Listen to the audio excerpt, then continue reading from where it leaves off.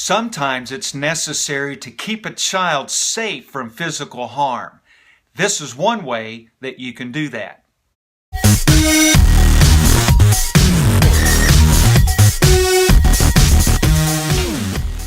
It rarely happens, but every now and then a child, a teen, or adult engages in behaviors that can cause physical harm to themselves or someone else. And when they do, seclusion sometimes becomes necessary. Now, the definition of seclusion, and remember, you'll find this in your team member's handbook on page 20.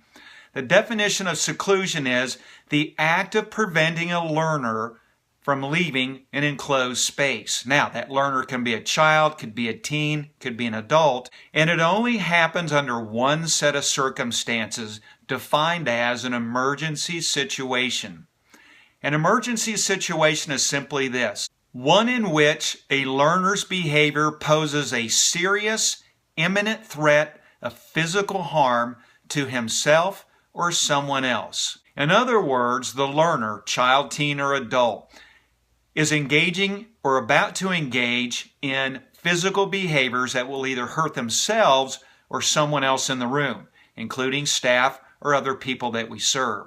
And under that condition, an emergency situation, seclusion is a tool that you can use to prevent someone from harming other people. Now, a couple of things that you should know about using seclusion. One, it has to fit the definition that a person is posing a physical imminent threat of physical harm to themselves or someone else. In other words, seclusion is something that you use as a last resort.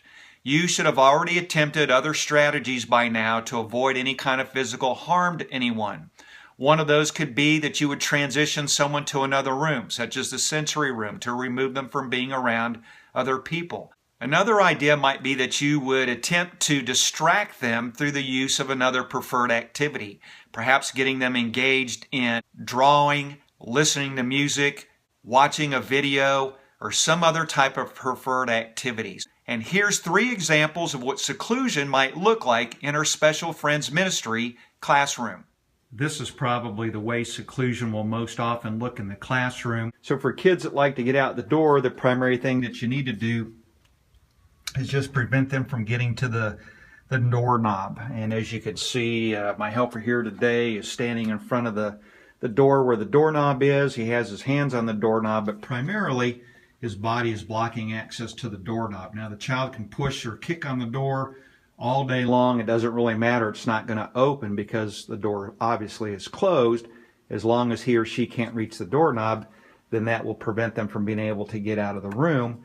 And this is the most typical way that seclusion would look like. Now, this is a second way that you can use seclusion, and that's by using the sensory room, from transitioning the kiddo from the main classroom over to the sensory room. And the reason that we have the Dutch door here is so that you can close the bottom part of the door and basically keep the child enclosed in the particular space of the sensory room while keeping the top part of the door open for all to see. Now, in this case, you actually have 2 options. The team member can stand on the inside of the room with the kiddo, or we've had instances where we've had to have the team member stand on the outside of the door to prevent it from opening. So either way, you're closing the bottom part of the door and either standing on the inside or standing on the outside while the learner is on the inside of the sensory room. Okay, another way that you can do seclusion in the classroom is by using this 6-foot flex wall to build an enclosed space.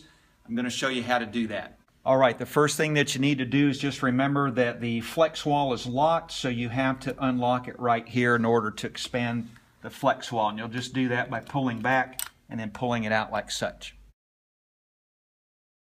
So remember, when you're implementing the strategy of seclusion, it's mandatory that an adult has to be physically present with the learner inside that enclosed space. So the requirement will be that one of the team members has to be in this enclosed space. Now, another way that you can do it is like this. You could also just simply position somebody here at the opening. You can either close this off entirely or have one of the team members stand right here in this space and be able to keep an eye on the learner that's inside the closed space and also keep eyes on learners who are outside the enclosed space. Either way will work fine. Remember, it's a tool that's only used in an emergency situation where someone is posing a physical threat of imminent harm to someone else in the room or perhaps themselves. It's used as a last resort when everything else has failed and nothing else works. And remember, there's also a requirement that an adult has to be physically present with the learner during the time of seclusion. Hey, and before the video ends, I just wanted to say thank you for everything that you do for our Special Friends Ministry. You are the ones that make it happen. And if you have any comments or questions, list them in the section below. And while you're at it, make sure that you subscribe to our YouTube channel.